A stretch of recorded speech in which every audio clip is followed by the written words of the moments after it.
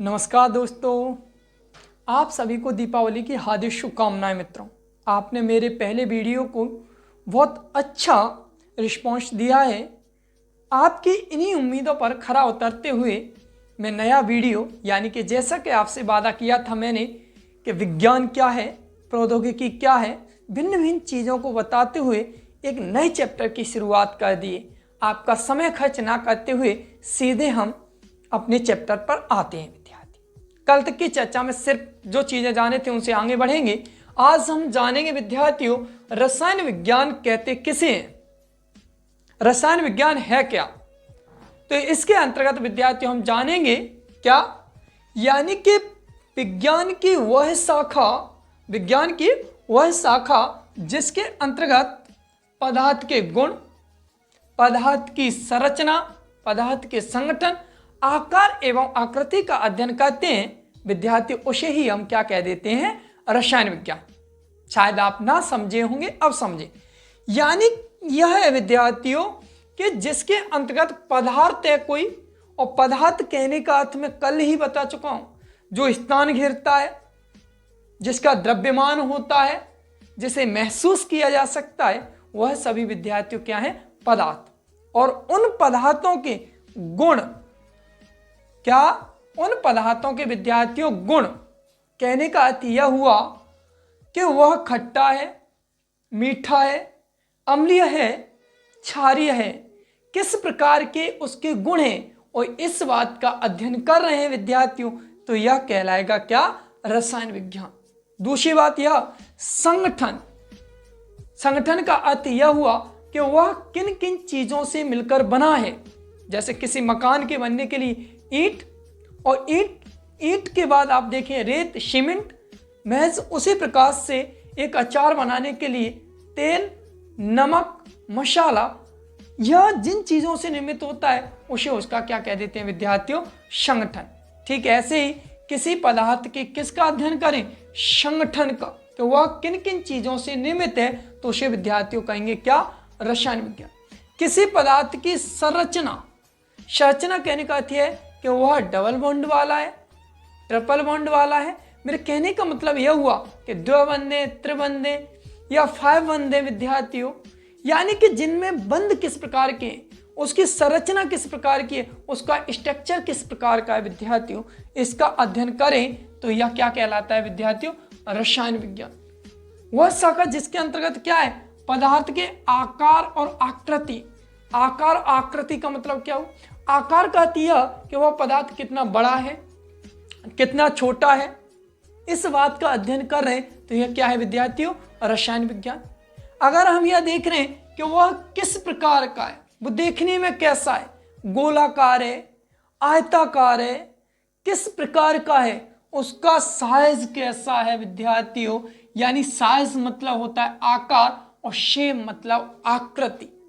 तो विज्ञान की वह शाखा विद्यार्थियों जिसके अंतर्गत पदार्थ के गुण, संगठन, संरचना, आकार और आकृति का अध्ययन करते हैं तो उसे विद्यार्थियों क्या कह देते हैं, आप कह देंगे रसायन विज्ञान कहते हैं। उसे विद्यार्थियों क्या कहते हैं, रसायन विज्ञान। तो कल आपसे एक सुंदर सा प्रश्न पूछे कि विज्ञान की वह शाखा जिसके अंतर्गत पदार्थ के गुण, संगठन, संरचना, आकार एवं आकृति का अध्ययन करते हैं उसे क्या कहते हैं, तो आपके पास बेहतर जवाब होगा कि उसे विद्यार्थियों क्या कहते हैं, रसायन विज्ञान। तो हमारे मन में एक प्रश्न आता है कि यह विज्ञान की वह शाखा है जिसमें हम रसायनों का अध्ययन करते हैं, उसे रसायन विज्ञान कहते हैं, तो यह है क्या। तो आप कह देंगे कि सबसे पहले यह केमिस्ट्री ना होकर के एक वर्ड हुआ करता था विद्यार्थियों, क्या, कीमिया। क्या हुआ करता था विद्यार्थियों, कीमिया। और यह कीमिया वर्ड अरबी भाषा का, या यह कह दो विद्यार्थियों लैटिन भाषा का शब्द है जो ग्रीक देश से पनपा है। हिंदी में इस कीमिया का अर्थ होता है विद्यार्थियों क्या, काला पत्थर। क्या होता है विद्यार्थियों, काला पत्थर, या मैं यह कह दूं ईंट का पत्थर। सबसे पहले विद्यार्थियों जिस पर अध्ययन किया गया था रसायन विज्ञान का, वह पदार्थ था कीमिया, जिसे हम हिंदी में कहते हैं क्या विद्यार्थियों, काला पत्थर। इस पत्थर का हमने सबसे पहले यह जाना था क्या, कि गुण किस प्रकार के हैं, संगठन किस प्रकार का है, संरचना किस प्रकार की है, आकार किस प्रकार का है, आकृति किस प्रकार का है। अब तक हम विद्यार्थियों क्या अध्ययन कर रहे थे कि द्रव और ऊर्जा का अध्ययन, और द्रव और ऊर्जा का अध्ययन जिसके अंतर्गत कहते हैं उसे कहते हैं विद्यार्थियों क्या, भौतिक विज्ञान। तो यह विज्ञान की एक अद्भुत शाखा थी या अनोखी शाखा थी, जिसमें हम अब क्या जान रहे हैं, गुण किस प्रकार के हैं, संगठन किस प्रकार का है, संरचना किस प्रकार का, आकार किस प्रकार का है, आकृति किस प्रकार की। तो द्रव एवं ऊर्जा के अलावा भी हम अगर इन चीजों का अध्ययन करें तो इसे विज्ञान की कौन सी शाखा कहते हैं विद्यार्थियों, तो आप कह देंगे मित्रों क्या, रसायन विज्ञान। रसायन विज्ञान किस भाषा के वर्ड से आता है, तो आप कह देंगे क्या, कीमिया। और कीमिया का अर्थ होता है विद्यार्थियों क्या, काला पत्थर। तो आपसे एक सुंदर सा प्रश्न पूछेगा, रसायन विज्ञान के पिता किसे कहते हैं विद्यार्थियों। आए दिनों ऐसे प्रश्न पूछता है, who is father of chemistry. तो आपके पास विद्यार्थियों जवाब है कौन, लिवोजियर महोदय। यानी कि लिवोजियर जी को क्या कहते हैं विद्यार्थियों, तो आप कह देंगे रसायन विज्ञान के पिता कहते हैं। वन डे एग्जाम के लिए या किसी भी एग्जाम के लिए यह प्रश्न थोड़ा सा क्या है, खास हो सकता है आपके लिए। तो आप देखेंगे विद्यार्थियों क्या, यानी कि रसायन विज्ञान के पिता किसे कहते हैं, तो आप कह देंगे विद्यार्थियों किसे, लिवोजियर जी को रसायन विज्ञान के क्या कहते हैं, पिता कहते हैं। दूसरी बात ध्यान में दीजिए विद्यार्थियों, आपसे मैंने कल एक प्रश्न उधार छोड़ा था, यानी क्या, कि भारतीय रसायन विज्ञान के पिता किसे कहते हैं, यानी who is father of Indian chemistry. तो आप कहेंगे विद्यार्थियों क्या, नाइट्रेट मैन, यानी कि पीसी राय, प्रफुल्ल चंद्र राय जी को भारतीय रसायन विज्ञान का क्या कहते हैं विद्यार्थियों, पिता कहते हैं। आपसे कह दें कि भारतीय रसायन विज्ञान के पिता कहते किसे हैं, तो आप कह दोगे मित्रों किसे कहेंगे भारतीय रसायन विज्ञान के पिता, आप कह देंगे पीसी राय, यानी कि प्रफुल्ल चंद्र राय। इन्हें विद्यार्थियों एक और अन्य नाम से जानते हैं, नाइट्रेट मैन। किस नाम से जानते हैं विद्यार्थियों, नाइट्रेट मैन। तो आपसे कल के दिन एक प्रश्न कह दें कि नाइट्रेट मैन के नाम से किन्हें जानते हैं, तो आप कह देंगे किसे, पीसी राय को। या भारतीय विज्ञान के पिता, भारतीय रसायन विज्ञान के पिता किसे कहेंगे, तो आप कह देंगे पीसी राय जी को भारतीय विज्ञान के क्या कहते हैं विद्यार्थियों, पिता कहते हैं। हम एक और बात जानेंगे यहां से आगे क्या, कि पदार्थ की 3 मूल अवस्थाएं होती हैं एवं 2 अन्य अवस्थाएं होती हैं। आपसे ऐसे प्रश्न विद्यार्थियों आ जाते हैं। 2017 एमपी पुलिस ने एक प्रश्न पूछा और यह पूछा कि पदार्थ की कुल कितनी अवस्थाएं होती हैं, तो उसका आंसर था मित्रों क्या, 5 अवस्थाएं, जो आगामी वीडियो में आपको इसका आंसर मिलेगा। लेकिन कल के दिन प्रश्न पूछ ले पदार्थ की मूल कितनी अवस्थाएं होती हैं, तो आप कह दें पदार्थ की 3 मूल अवस्थाएं होती हैं। विद्यार्थियों हम 3 मूल अवस्थाएं एवं 2 अन्य अवस्थाओं के बारे में जानेंगे, ध्यान देना। आपने जाना यहां से क्या, कि पदार्थ की 3 मूल अवस्थाएं एवं 2 क्या होती हैं विद्यार्थियों, अन्य अवस्थाएं होती हैं। तो आपसे एक प्रश्न पूछा जाता है विद्यार्थियों क्या, कि अवस्था के आधार पर पदार्थ कितने प्रकार के होते हैं। वैसे इसका जवाब विद्यार्थियों क्या होना चाहिए, 3। लेकिन ना, ऐसी गलती आपको नहीं करनी है। अवस्था के आधार पर वर्तमान में आपसे पूछ ले पदार्थ कुल कितने हैं, तो आप कहेंगे विद्यार्थियों 5। 2 अभी मैं बता देता हूं, ध्यान देना। आपसे अगर कहेगा विद्यार्थियों तो आप कह देंगे ठोस, यानी जिसे आप क्या कहते हैं विद्यार्थियों, सॉलिड। दूसरी आपसे कहेगा विद्यार्थियों क्या, द्रव, जिसे आप विद्यार्थियों कहते हैं लिक्विड। क्या कहोगे, लिक्विड। तीसरा आपसे कहेगा विद्यार्थियों गैस, इसे इंग्लिश में भी विद्यार्थियों क्या कहते हैं, गैस कहते हैं। क्या कहते हैं विद्यार्थियों, तो आप कहेंगे क्या, गैस कहते हैं। पदार्थ को आपसे अगर कहेगा कि पदार्थ की अवस्था के आधार पर कितने विभाजन किए गए हैं, तो आप कहेंगे 3। वैसे 5 हैं, मैं 5 इसी वीडियो के अंतर्गत आपको बताऊंगा विद्यार्थियों। पहला जानते हैं, आपसे विद्यार्थी यह पूछ ले कि पदार्थ के ठोस पदार्थ किन्हें कहते हैं, द्रव पदार्थ किन्हें कहते हैं, गैस किसे कहते हैं। हमारे पास रटा हुआ जवाब है। ठोस के लिए अगर कोई कहे तो पत्थर, लोहा, लकड़ी। अगर आपसे द्रव पूछे तो आप कह देते हैं एल्कोहल, यानी कि शराब। आपसे अगर कहेगा पेट्रोल, डीजल, आप ऐसा क्यों आंसर देते हैं। दूसरा आपसे अगर पूछ लूं गैस किसे कहेंगे, तो आप कह देंगे तुरंत CO2 को जो है ना गैस कहते हैं, हीलियम को कहते हैं, नाइट्रोजन को कहते हैं, आर्गन को कहते हैं। क्या यह राइट आंसर है विद्यार्थियों, ना। हम देखेंगे क्या है वास्तविकता। आपसे पूछ ले विद्यार्थियों ठोस किसे कहते हैं? तो आप कहोगे क्या, जिन अणुओं के मध्य अंतर आणविक बल प्रबल होता है, या मैं यह कह दूं विद्यार्थियों, जिन अणुओं के मध्य रेखीय गति क्या होती है विद्यार्थियों? शून्य होती है। आपसे कल के दिन पूछे ठोस किसे कहते हैं, तो आप कह देना जिन अणुओं के मध्य अंतर आणविक बल प्रबल होता है, यानी जिनके अणु गति कर ही ना पाए। कोई भी ऐसा पदार्थ दिख जाए जिनके अणु के मध्य अंतर आणविक बल प्रबल हो, यानी कि बहुत अधिक बल से बने हुए हों। और दूसरी बात यह कि उनके अणु रेखीय गति ना करें, यानी कि उनके अणु इधर उधर ना घूमे, उन्हें विद्यार्थियों अपन क्या कह देंगे? ठोस कह देंगे। जैसे आपसे मैं कह दूं पत्थर, लोहा और विद्यार्थियों क्या? लकड़ी। आप जानते हैं कि पत्थर के अणुओं के मध्य अंतर आणविक बल प्रबल होता है। आप कहेंगे सर हम आपकी बात माने क्यों? तो मैं यह कह दूं कि अगर इसके अणुओं के मध्य अंतर आणविक बल क्षीण होता तो यह विद्यार्थियों बिखर जाता। आप ऐसे समझे, किसी परिवार में कोई लाल या लाली है, उसके माता पिता या भाई बंधु उस पर अंकुश लगा के रखते हैं तो वह बाहर ज्यादा देर तक घूम नहीं सकते या इधर उधर गमन नहीं कर सकते। लेकिन जिस पर कोई अंकुश लगाने वाला नहीं है, जिनके माता पिता नहीं होते हैं विद्यार्थियों, वो क्या है, यानी उनकी प्रवृत्ति ऐसी हो जाती है, वो घर कब आएंगे घर कब जाएंगे किसी को पता ही नहीं रहता है। मैं विद्यार्थियों आपको ऐसी कोई बात बताना नहीं चाह रहा, सिर्फ एक उदाहरण उपयोग में लिया है। तो आप यहाँ देखें, जिनके अणुओं के मध्य अंतर आणविक बल क्या हो जाए? प्रबल हो जाए, और रेखीय गति यानी कि यह अणु इधर उधर घूमने लगे। लेकिन ठोसों में क्या होगा, यानी कि अंतर आणविक बल तो प्रबल होगा और रेखीय गति क्या हो जाएगी मित्रों? शून्य हो जाएगी। यानी कि अणु पास पास बने होंगे और रेखीय गति क्या होगी? शून्य, यानी कि अणु इधर उधर गमन करेंगे ही नहीं। तो आपसे कल के दिन पूछ ले कि ठोस कहेंगे कैसे? आप कह देंगे ऐसे पदार्थ जिनके अणु गमन नहीं करते हैं, एक प्रबल बल से बंधे हुए होते हैं, उन्हें विद्यार्थियों क्या कह देते हैं? ठोस कह देते हैं। जब आप यह देखेंगे विद्यार्थियों कि जिनके अणु के मध्य बल क्या है? प्रबल है, और रेखीय गति क्या है विद्यार्थियों? शून्य। तो इस स्थिति में पाओगे कि इनका आकार कैसा होगा विद्यार्थियों? निश्चित होगा। आकार मतलब कि बड़ा एवं छोटा।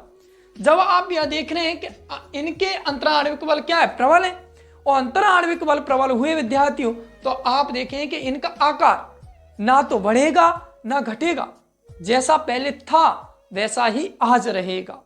तो आप यहां देखें। दूसरी बात यह विद्यार्थियों क्या? आयतन। वैसे आपको बता दूं आयतन का अर्थ क्या है, यानी लंबाई गुणा चौड़ाई इंटू क्या होगा विद्यार्थियों? ऊंचाई। आयतन का अर्थ यह हुआ कि यह कोई कमरा है, इसकी लंबाई कितनी है, चौड़ाई कितनी है, ऊंचाई कितनी है, इन तीनों का गुणा कर दिया जाए तो विद्यार्थियों क्या आ जाएगा? आयतन। तो आपसे अगर कहेगा कि ठोस किसे कहते हैं, तो इनके अंतर आणविक बल तो क्या होंगे विद्यार्थियों? प्रबल होते हैं। और आप यहां देखेंगे क्या? रेखीय गति क्या होती है? शून्य। इसका मतलब यह हुआ कि इनके अणु इधर उधर क्या नहीं करेंगे विद्यार्थियों? गमन नहीं करेंगे। दूसरी बात आप यह जानेंगे, इनका आकार एवं आयतन क्या होंगे विद्यार्थियों? निश्चित होंगे। कहने का अर्थ यह हुआ कि ना तो आकार बदलेगा ना ही इनका आयतन बदलेगा। ऐसे कोई भी वस्तु आपको दिख जाती है, कोई भी पदार्थ दिख जाता है, तो उसे विद्यार्थियों क्या कह दोगे आप? ठोस। जैसे कि पत्थर आपने देखा होगा, जैसा आपको दिखता है वैसा ही दिखेगा, ना आकार बदलेगा ना आकृति। अब यह ना कहिए विद्यार्थियों कि आप इस पर चोट देंगे तो आघात पहुंचाएंगे तो यह नहीं टूटेगा विद्यार्थी। एक बात जान लीजिए थोड़ी सी, जीवन में संघर्ष बहुत अधिक है, लेकिन इस संघर्ष से लड़ना ही कला है। हर किसी के जीवन में कठिनाई आना तय है, लेकिन उन कठिनाइयों से लड़के आपको खुद में निखार लाना है। जैसे एक पत्थर चोट खाकर कंकर हो गया, एक पत्थर चोट खा करके शंकर हो गया। जो मुसीबतों में घबराते नहीं है वह शंकर की तरह एक प्रतिमा बना लेते हैं, और ऐसे पत्थर जो चोट के बाद टूट जाते हैं वह कंकर बन जाते हैं, जिनकी हमेशा अवहेलना की जाती है या पैरों से कुचले जाते हैं। पूजा उन्हीं की होती है विद्यार्थियों जो इन संघर्षों से लड़कर निखरता है। मैं आशा करता हूं मेरे सभी विद्यार्थी इस प्रकार के हैं कि मेरी जितनी भी वीडियो चलेंगे या मेरी वीडियो देखें या ना देखें, लेकिन घर पे वह मेहनत करेंगे, हर प्रकार की कठिनाइयों से लड़ने के लिए अपना एटीट्यूड विकसित करेंगे। विद्यार्थियों आगे बढ़ते हैं, ध्यान देना। तो आपने अब तक यह जाना कि ठोस कहेंगे किसे, तो आपने ठोसों के लिए इतनी बातें जान ली। और यह नियम जिस पर भी लागू होगा, जो चीजें इन नियमों को फॉलो कर रही होंगी, उन्हें क्या कहेंगे विद्यार्थियों? ठोस। आपसे कह दूं लोहा ठोस है, क्यों? आप कह दो सर आकार और आयतन क्या है? निश्चित है, यानी कि अंतराण्विक बल क्या है? प्रबल है। और प्रबल है तो आप कह देंगे क्या है कि यह ठोस है। अब ज्यादा समय खराब मत कीजिए विद्यार्थी, आगे बढ़िए। अब आपसे यह कह दे विद्यार्थियों द्रव कहते किसे? कई विद्यार्थी कह देते हैं सर दारू को, यानी कि अल्कोहल को कहते हैं, पानी को कहते हैं, शरबत को कहते हैं, एसीटोन को कहते हैं। विद्यार्थियों हाँ सही है, लेकिन यह उदाहरण है, वास्तविकता क्या है? कल पूछ लूं शरबत को द्रव कहते हैं, मैं कहूंगा क्यों भाई, क्यों ऐसा क्या है, उसे ठोस क्यों ना कहूं? आप कहोगे सर इधर आइए, ठोसों की अपेक्षा इनके अणुओं के मध्य अंतर आणविक बल क्या होता है विद्यार्थियों? कम होता है।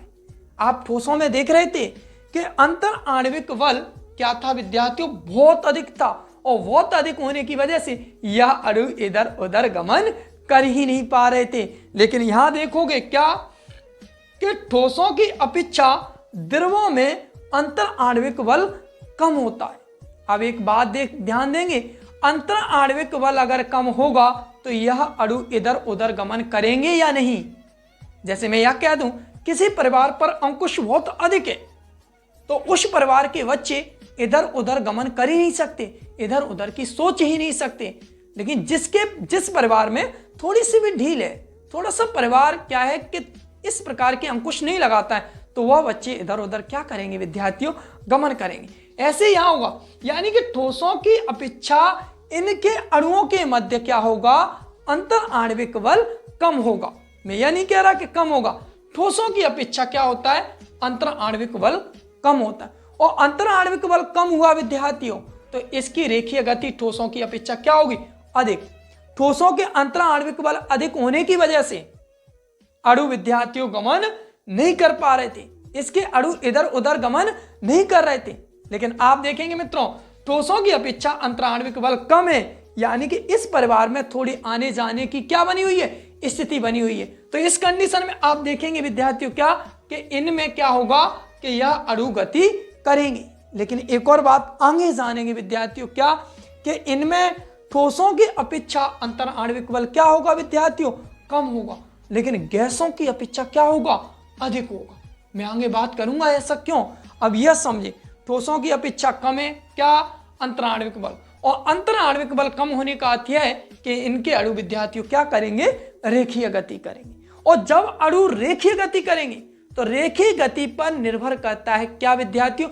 आकार। जिनके अणु रेखीय गति करेंगे उनका आकार घटेगा या क्या होगा विद्यार्थियों? बढ़ेगा। आप यह देख रहे थे इनका आकार और आयतन दोनों क्या थे?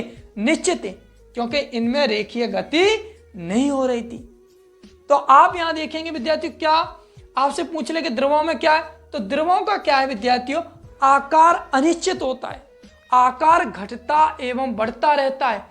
क्यों घटेगा और बढ़ेगा विद्यार्थियों? क्योंकि इनके मध्य आप देखेंगे अंतर आणविक बल क्या है विद्यार्थियों? कम है। अणु रेखीय गति करेंगे, और जब रेखीय गति करेंगे तो आकार बढ़ेगा या घटेगा, लेकिन आयतन में कोई भी परिवर्तन नहीं होगा, यानी इसका आयतन है वो अपरिवर्तनशील रहेगा। तो द्रव किसे कहेंगे? कोई आपसे पूछे कि शरबत द्रव है तो पूछे क्यों, आप कहोगे क्यों? आप कह देंगे कि इनके अणुओं के मध्य अंतर आणविक बल क्या है विद्यार्थियों? कम है, और इनके अणु रेखीय गति करते हैं। रेखीय गति करने का अर्थ क्या हुआ? मैं यह कह दूं विद्यार्थियों, यहां समझना, जल को आप भूमि पर रखने के बाद एक लाइन खींच देना तो इस प्रकार की रेखा बन जाएगी। लेकिन आप पत्थर को भूमि पर रखकर यह पाओगे कि यह एक रेखा में गमन कर ले, तो आप कहेंगे नहीं, क्योंकि इनके अणुओं के मध्य रेखीय गति नहीं है। द्रव इधर उधर गमन करेंगे क्यों विद्यार्थियों? द्रव इधर या उधर गमन करने के पीछे का रीजन यह है कि यह क्या होंगे? इनमें रेखीय गति है, और आयतन क्यों नहीं बदलेगा विद्यार्थियों? आप देखेंगे अगर आप 2 लीटर जल को गिलास में रखेंगे तो वह 2 लीटर ही रहेगा। आप उसे थाली में रखेंगे तब भी वह 2 लीटर ही रहेगा। आप उसे बर्नर में रखेंगे, कीप में रखेंगे, किसी भी चीजों में रखिए, उसका आकार बराबर बदलता रहेगा। आप बोतल में रखेंगे तो बोतल जैसा आकार हो जाएगा विद्यार्थियों। आप उसे थाली में रखेंगे या किसी चौड़े बर्तन में रखेंगे या आप भूमि पर रखेंगे तो उसके आकार बदलते रहेंगे विद्यार्थियों, लेकिन आयतन उतना रहेगा जितना पहले था।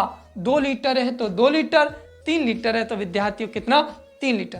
तो आपसे कल के दिन कहते द्रव किसे कहेंगे? जिनके अणुओं के मध्य अंतर आणविक बल ठोसों की अपेक्षा कम होगा। इनके अणु ठोसों की अपेक्षा रेखीय गति करेंगे तो इसका विद्यार्थियों कहें आकार तो क्या होगा? अनिश्चित होगा। जिन जिन प्रकार के बर्तनों में रखते जाएंगे उस प्रकार का इसका आकार बनता जाएगा, लेकिन आयतन हमेशा विद्यार्थियों क्या रहेगा? निश्चित रहेगा। 2 लीटर है तो 2 लीटर, 3 लीटर है तो 3 लीटर, 4 लीटर है तो 4 लीटर, लेकिन आकार बदलता रहेगा। आकार बदलेगा क्यों? तो आप कह देंगे द्रवों के विद्यार्थियों क्या होते हैं? आकार अनिश्चित होते हैं, यानी कि अणु हैं वो क्या होते हैं? रेखीय गति कर जाते हैं, जिससे इनका आकार घटता है या क्या होता है विद्यार्थियों? बढ़ता रहता है। उदाहरण में आपसे अगर कहेंगे पानी है, दूध है, तो आपसे अगर कहेगा पानी है, दूध है, शरबत है विद्यार्थियों, कोई भी चीज जिनके अणु रेखीय गति क्या है? कर रहे हैं, और आयतन क्या है विद्यार्थियों? निश्चित है। आप दूसरी बात जानेंगे विद्यार्थियों क्या? गैस किसे कहेंगे? अब तक यह जाने कि रसायन विज्ञान क्या है, हम यह जाने ठोस क्या है, हम यह जाने विद्यार्थियों द्रव क्या है। अब हम यह जानेंगे दोस्तों क्या कि गैस किसे कहते हैं, गैसेस कहेंगे किसे। तो आप कह दोगे विद्यार्थियों क्या कि जिन अणुओं के मध्य अंतर आणविक बल नगण्य हो। नगण्य होने का अर्थ क्या है कि 0 से अधिक, 1 से कम, यानी जिनके अणुओं के मध्य क्या कहेंगे? अंतर आणविक बल क्या होगा विद्यार्थियों? नगण्य होता है। या मैं कह दूं ठोस एवं द्रव की अपेक्षा गैसों का अंतर आणविक बल क्या होता है? कम। और जिनके अणुओं के मध्य अंतर आणविक बल कम हुआ विद्यार्थियों तो होगा यह कि उनके अणु इधर उधर गमन करेंगे। कहने का अर्थ यह हुआ कि रेखीय गति विद्यार्थियों क्या होगी? बढ़ जाएगी। तो आपसे कहे गैस किसे कहेंगे? जिनके अणुओं के मध्य अंतर आणविक बल नगण्य होता है और रेखीय गति अनियमित होती है। अनियमित का अर्थ क्या हुआ? आप यहां पर देख रहे रेखीय गति हो रही है लेकिन एक दिशा की ओर, एक नियमित रूप से चलेगी, लेकिन आप यहां पर देखेंगे कि गैसों के मध्य आप पाएंगे कि होगा यह कि यह गैस आप अगर यहां पर मोमबत्ती को जला देंगे रूम के अंदर तो चारों दिशाओं में बिखर जाएगी। क्यों? आपसे अगर कहूंगा इत्र की शीशी आप खोल देते हैं तो आप कहेंगे चारों ओर बिखर जाएगी। वायु की बात करूंगा चारों ओर बिखर जाएगी। CO2 की बात करूंगा चारों ओर बिखर जाएगी। ऐसा क्यों? क्योंकि आप देखेंगे क्या कि गैसों के अंदर या अंतर्गत आप यह देखेंगे कि इनमें अंतर आणविक बल विद्यार्थियों क्या होता है? शून्य होता है, क्षीण होता है। और रेखीय गति क्या होती है? प्रबल। अंतर आणविक बल है नहीं। एक ऐसे परिवार का बालक है विद्यार्थियों जिन्हें रोकने टोकने वाला कोई नहीं है, और जब अंकुश लगाने वाला कोई नहीं है तो वह बालक घर में कब आए कब जाए, बेड के किस हिस्से से उतरे, दाएं हिस्से से या बाएं हिस्से से, कोई कहने सुनने वाला नहीं है। यानी किसी भी प्रकार का अंतर आणविक बल नहीं है तो वह विद्यार्थियों आप देखेंगे बालक इधर उधर गमन करेगा। महज वही घटना यहाँ पर लागू होगी कि गैसों में अंतर आणविक बल ठोस और द्रवों की अपेक्षा नगण्य होने के कारण होगा यह विद्यार्थियों कि उसके अणु वायुमंडल में कहीं भी गमन करेंगे। और जब ऐसा होगा, रेखीय गति शून्य हुई, तो इससे यह तो स्पष्ट हो गया कि इसके अंतर आणविक बल क्षीण है, और अंतर आणविक बल क्षीण है तो उसके अणु हवा में इधर उधर क्या करेंगे विद्यार्थियों? गमन करेंगे। और गमन करेंगे तो होगा क्या कि इनके आयतन क्या, आकार क्या हो जाएगा विद्यार्थियों? अनिश्चित हो जाएगा। यानी कि बार बार आयतन और आकार दोनों ही क्या करेंगे? घटते बढ़ते रहेंगे। यानी कि आकार और आयतन दोनों ही विद्यार्थियों क्या हो जाएंगे? अनिश्चित हो जाएंगे। ऐसा क्यों? जैसे एक समझा दूं बात। वायुमंडल में जब हवा रहती है, आप ये चीज नहीं जानते, कोई बात नहीं, आपके घरों में LPG होती है सिलेंडरों में, जो मोदी की दया से आपने देखा है आप सभी के घर में उज्ज्वला योजना के दौरान पहुंच गया है। तो आप यह देखेंगे उस सिलेंडर में वजन होता है, अगर वही एलपीजी वायुमंडल में छोड़ दिया जाए तो सिलेंडर की अपेक्षा उसका भार कम हो जाएगा। ऐसा क्यों विद्यार्थियों?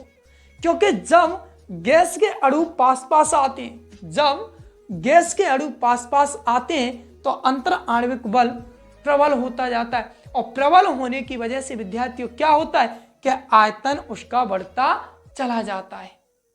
लेकिन जैसे जैसे इसे वायुमंडल में खुला छोड़ते हैं तो इसका आयतन क्या होता है, घटता चला जाता है और आकार इसका बढ़ता चला जाता है। तो आप यह देखेंगे कि गैसों के मध्य अंतर आणविक बल क्षीण होता है, और आप देखेंगे कि यह रेखीय गति क्या होती है, प्रबल होती है। तो इसका आकार एवं आयतन दोनों अनिश्चित होते हैं। आप ऐसे समझिए विद्यार्थियों, एक बैलून में, गुब्बारे में, कभी किसी शादी पार्टी में आप जाएं तो एक गुब्बारा चुरा लाएं। अब यह मत कहना सर कि सर यह सिखा रहे हैं चोरी करना, मैं तो सिर्फ यह कह रहा हूं वहां पर भी तो फोड़ेंगे, आप अपने प्रयोग के लिए ले आइए। और घर पे आके आपको करना क्या है, उसमें हवा भरिए, हवा भरेंगे, बैलून का आकार इतना होगा, आप उसे प्रेस करते जाना, दबाते जाना। अब आप देखिए आकार तो घट गया है लेकिन आयतन बढ़ जाएगा, आप देखना उसका भार बढ़ जाएगा विद्यार्थियों, क्योंकि अणु पास पास आ गए। जो 2 लीटर गैस थी वो विद्यार्थियों 2.25 लीटर में बदल जाएगी। तो आप यहां से समझेंगे कि गैसों में क्या है। तो मैं एक बार यहां से दोहरान करा दूंगा आपको, क्या कि ठोसों की अपेक्षा द्रवों का अंतर आणविक बल कम होता है, लेकिन द्रवों का गैसों की अपेक्षा क्या होता है, अधिक होता है। इससे यह निकला निष्कर्ष कि द्रवों की अपेक्षा गैसों का अंतर आणविक बल क्या होगा, कम होगा। आप देखेंगे कि इसका अंतर आणविक बल प्रबल होने की वजह से, और जब प्रबल है तो आप देखें कि रेखीय गति क्या है, शून्य। ये इसका अर्थ यह हुआ कि अणु इधर उधर क्या नहीं कर रहे हैं विद्यार्थियों, गमन नहीं कर रहे हैं। अब यह मत कह देना सर आप इधर से उधर हो रहे हैं, आप अणु हैं, गमन कर रहे हैं, और मुझे कह दें द्रव है ना। मेरी बॉडी किससे निर्मित है? क्या मेरा हाथ खुल के कहीं घूमता है?